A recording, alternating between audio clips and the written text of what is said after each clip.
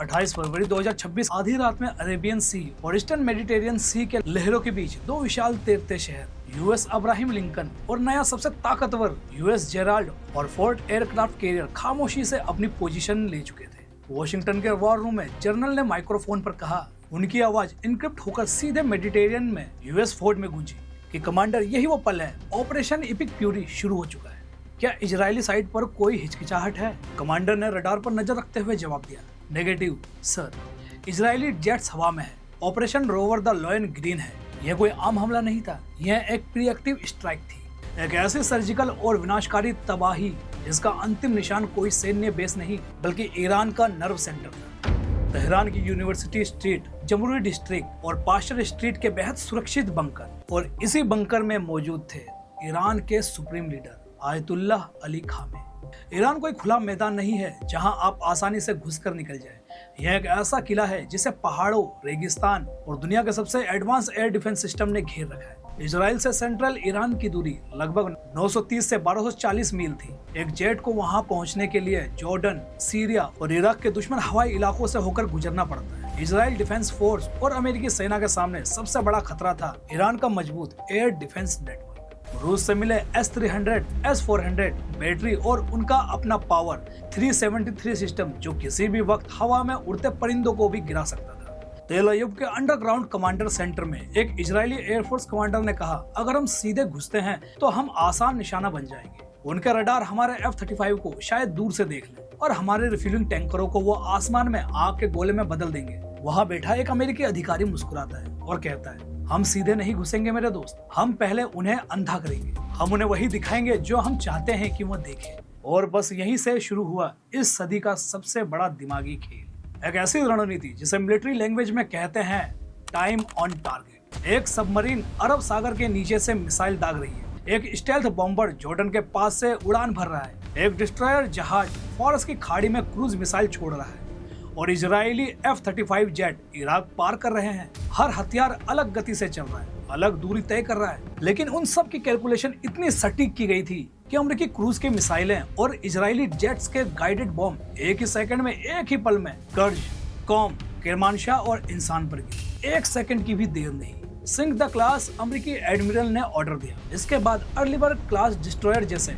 George Thomas हर्डनर के vertical launch system खुल गए। आसमान में आग की लपटें उठी और दर्जनों टॉमहॉक लैंड अटैक मिसाइलें सब सोनिक गति से हवा में तैरने लगी। ये मिसाइलें जमीन से इतनी सटकर उड़ रही थी कि रडार के होराइजन के नीचे ही छुपी रही।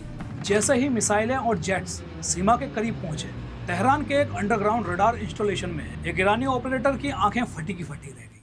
उसके स्क्रीन पर एक दो नहीं बल्कि सैकड़ों डॉट्स चमकने लगे। ऑपरेटर जोर से चिल्लाता है, कमांडर सर। उसके माथे पर पसीना आ गया था। अनआइडेंटिफाइड टारगेट्स, 100 से ज्यादा जेट्स सीधे तेहरान की तरफ आ रहे थे। कमांडर ने स्क्रीन की तरफ देखा, उसकी सांसें अटक गई। उसने कहा, यह हमला है, उन पर लॉक करो, सब कुछ फायर करो, पावर सिस्टम को अभी ऑनलाइन करो। लेकिन अब उन्हें यह नहीं पता था कि अब वह सिर्फ हवा में तीर छोड़ रहे हैं। अमेरिकी फोर्सेज ने स्पेस सैटेलाइट और इलेक्ट्रॉनिक वारफेयर प्लेन्स के जरिए झूठा डाटा डाल दिया था और जो सैकड़ों जेट्स उन्हें स्क्रीन पर दिखाई दे रहे थे वह असली फाइटर प्लेन नहीं थे, वो थे छोटे डिकॉय ड्रोन जो रडार पर एक बड़े F-115 या F-16 स्काई ड्रोन की तरह दिखाई देते हैं। जैसे ही ईरानी एयर डिफेंस ने अपने सिस्टम ऑन किए और उन पर डिकॉय पर मिसाइलें दागी, उन्होंने अपनी लोकेशन खुद जाहिर कर दी। शिकार अब शिकार बन चुका था। आसमान से 5th जनरेशन के स्टेल्थ फाइटर्स अमेरिकी और इजरायली F-35 और F-22 रैप्टर को, जो अब तक बिल्कुल अदृश्य थे, उन्होंने अपने एंटी रेडिएशन मिसाइलें दाग दी। अगले ही पल पूरा ईरान का एयर डिफेंस नेटवर्क बुरी तरह ध्वस्त हो चुका था।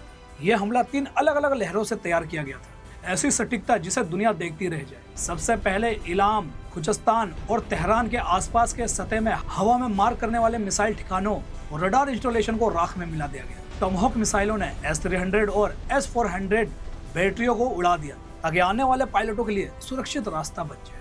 अब यहाँ पर एंट्री होती है बॉम्ब ट्रक्स की। यूएई और जॉर्डन के बेस से F-115E स्ट्राइक ईगल हवा को चीरते हुए अंदर घुसे। जैसे ही A-15 के ASR रडार ने पहाड़ियों के बीच छिपे मोबाइल मिसाइल काफिलों को पकड़ा, सटीक बम बारिश की तरह गिरने लगे। किरमानशाह के लॉन्च साइट सक्रिय होने से पहले ही धुएं में बदल चुके थे। Fox 3 target destroyed. एक अमेरिकी पायलट ने अपने रेडियो पर कहा, उनके जेट हवा में ही टैंकर प्लेन्स के पास लौटते, हजारों पाउंड जेट फ्यूल लेते और फिर से हमला करने निकल जाते। अब वक्त था अमेरिका के सबसे खतरनाक हथियार का, अमेरिकी एयरफोर्स के silver bullets B-2 spirit stealth bombers की।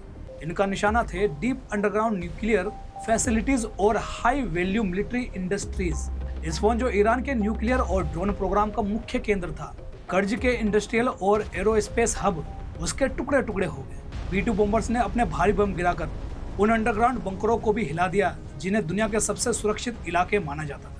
और इस सब के बीच अरब सागर से हर 30 सेकंड में एक नया जेट लॉन्च हो रहा था। B-2 हॉकर्स हवा में घूमकर इन सैकड़ों जेट्स का ट्रैफिक संभाल रहे थे। आसमान राख में भरा था। तेहरान और इस्फहान की सड़कों पर सिर्फ सायरनों की आवाज गूंज रही थी। USS फोर्ट पर खड़े कमांडर को एक संदेश मिला, पास्चर स्ट्रीट कंपाउंड पूरी तरह तबाह, target is neutralise. Commander centre में खुशी की लहर दौड़ गई। उन्होंने वो कर दिखाया जिन्हें नामुमकिन माना जाता था। लेकिन इसका सबसे बड़ा ऑफिशियल कंफर्मेशन 1 मार्च की सुबह मिली। ईरानी सरकारी टीवी पर नॉर्मल ब्रॉडकास्ट अचानक रुक गया। स्क्रीन पर कुरान की आयतें चलने लगी और एक न्यूज एंकर जिसके चेहरे पर गहरा दुख था, उसने वो खबर सुनाई जिसने पूरी दुनिया हिला डाली कि ईरान के सुप्रीम लीडर अब शहीद हो चुके हैं। खबर पक्की थी। 86 वर्षीय आयतुल्ला अली खामनेई, जिन्होंने लगभग 37 साल तक ईरान पर सख्त पकड़ के साथ शासन किया था, वह अपने ऑफिस कंपाउंड में मारे गए थे। खामनेई की मौत की पुष्टि होते ही ईरान ने बदले की आग में अपने सबसे भयानक हथियार निकाल लिए। ईरान में हथियारों की कोई कमी नहीं थी। उनका एयर डिफेंस जरूर टूट चुका था, लेकिन उनके हजारों ड्रोन और लंबी दूरी की बैलिस्टिक मिसाइलें अब भी उनके पास मौजूद थी।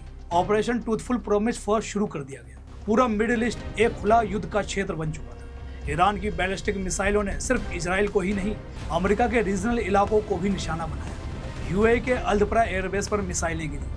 अमेरिकी नौसेना के हेडक्वार्टर्स को सीधा निशाना बनाया गया। कतर और कुवैत के आसमान में आग के गोले फट रहे थे और वहां के एयर स्पेसेस पूरी तरह बंद कर दिए गए। इजराइल की तरफ से देखें तो हालात और भी गंभीर थे। तेल अवीव और यरूशलेम के ऊपर सायरन बज रहे थे। आयरन डोम, डेविड्स स्लिंग और एरो 3 सिस्टम लगातार आसमान में मिसाइलें दाग रहे थे। इजराइल के प्रधानमंत्री बेंजामिन नेतन्याहू लाइव आए और कहा, इजराइल के नागरिकों और दुनिया भर के हमारे दुश्मनों, आज हमने अपना वादा पूरा किया।